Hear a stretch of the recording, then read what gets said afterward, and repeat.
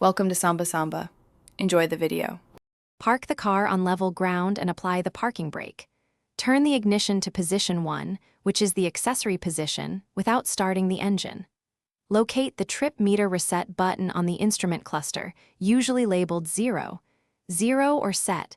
If unclear, consult the owner manual now. Keep a flat blade screwdriver nearby if the button is recessed or the bezel blocks access. Make sure any MMI or aftermarket displays are off, so the factory service menu can appear without interference. Press and hold the trip/reset button firmly for about 10 seconds until the service reminder menu or mileage flashes in the instrument cluster. While keeping the button depressed, turn the ignition to position 2 ignition on, do not start the engine, and continue holding the button for another 5 to 10 seconds. Watch the display change.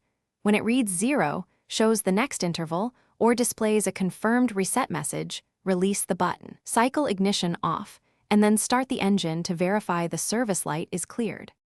If your Audi A4 B7 is equipped with MMI, alternate reset is through the CAR menu. Select Service or Service and Checks, choose Reset, and confirm the action on screen.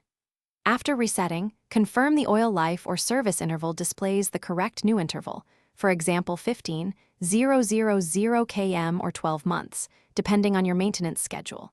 Finally, start the engine, drive the vehicle briefly, and recheck the instrument cluster to ensure the service reminder stays cleared and no fault codes appear on the dash.